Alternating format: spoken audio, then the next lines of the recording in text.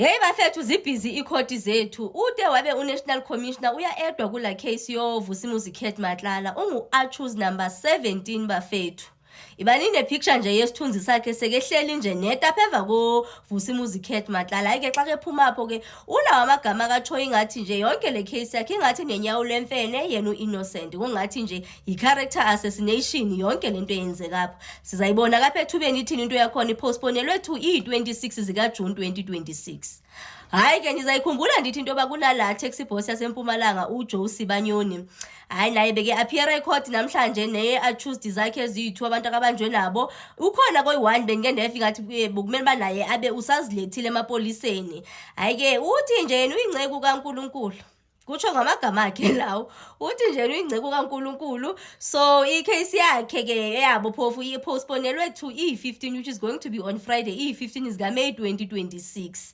Phofu ke bebhizi amagqwetha khona into bayingathi i-state nje asi-communicate ncam nabo. Kukuthi kaloku abafana abakhulu kuthiwa nje bona bavele bathi nje weki awubeva noba bafike nini bevelaphi nje. Bakhona nje into engathi njalo uthi nje uvula amehlo nje phaphama ubewe sewusithi gqi caleni kwapho. So nje ikhona izitholonyana nje abazifakayo nje ngathi nje hayi abaphathekanga kahle. Hayi bafethu noFadel Adams lo wake phofu kumane kureferwa kuye ngokungathi indlela akabanjwe ngayo iyelelene nendlela okwabanjwa ngayo iqhawe lethu uSteve Biko ebe appear ecourt. Hayi PKTT azibhenywa ziyontsana. Case yakhe postpone kuthiwe nje usezake abhadle nje kancinci nje amalanga la. I-bail application yakhe ipostponiwe nayo ipostponelwe i-Friday ke phofu i-15 zikaMay 2026. Hayi ke mamelani ke ingathi nje kwawukufika nje udelayile ukufika court. Hayi ke uthe sekefika ke kwabhizi mos kuzaba ngapha nangapha abangapha batsho i-case yabo baya-applyela i-bail abangapha baya-oppose i-bail yakhona yonke lona. Hayi kuthiwa nje lo muntu yi-fugitive. Kaloku kuthiwa uFadel Adams ngulo-ke kwathiwa makazilethe wangazilethi ke phofu ke besidlalele zonke izinto zalapha kuma-Instagram kuma-TikTok apho bekebhizi ebhosta khona. Kaloku yena uyi-diarrhea une-verbal nje tutwere zinto engapheli. Hayi ke bafethu zidlaliwe ezo zinto zakhe ke apho futhi ebonakala ngumuntu nje ongasabi umuntu ongaboni umuntu. Yakhona nento etshoyo ukuthi kaloku lo muntu lona unemfazwe already nje umane ehogisana ne-PKTT and le case ye-PKTT.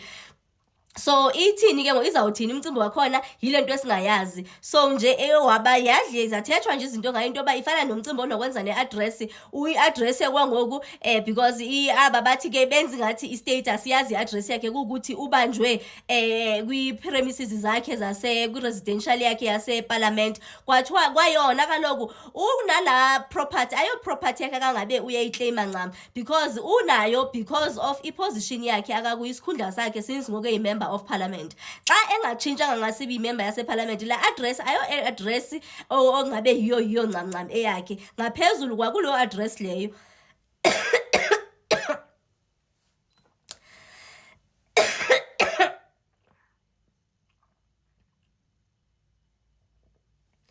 Asikisini bafethu kuthiwa yena u-Adams lona kaloku kufikile amapolisa ezombamba abangaphandle. Kukhona mosapentwere zakhona into yoba la mapolisa abungamelekanga nokuthi ayangena kulanda premises zaseParliament nyuri. Kuthiwa hayi bo zifikile zakokota pha ngaphandle egeyitini.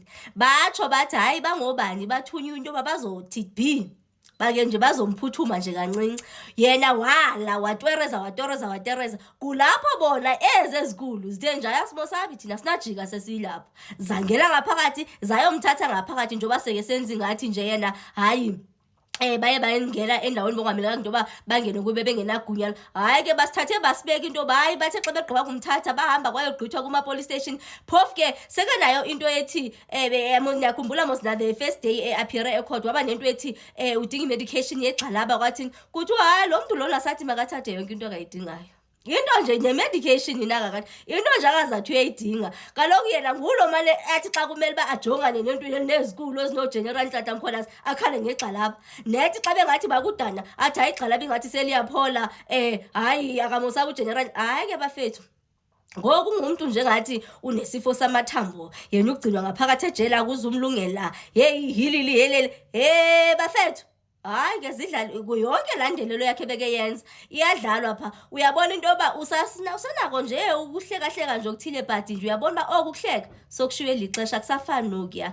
So bafethu asiyazi uba iyawuzala Nkomoni because uba ngaba kungenzeka uba le case kaloku laa case lena aka-interfere kuyo yi-case enokwe ye-PKTT since inokwenza nokutshona kukwaSindiso Magaqa.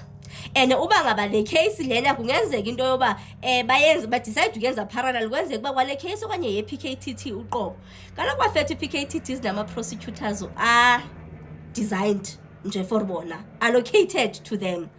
Ingathi ke nokuyisiya phezulu asiyazi buyawuzala Nkomoni uzayifumana yini ibhayili okanye akazuyifumana nge-15 ka May 2026, which is going to be on Friday. But nje yena kutshiwo nje kwathiwa le yi-fugitive okubonakala noba nje anga-interfere noku-interfere even nama-witnesses asiyazi ke.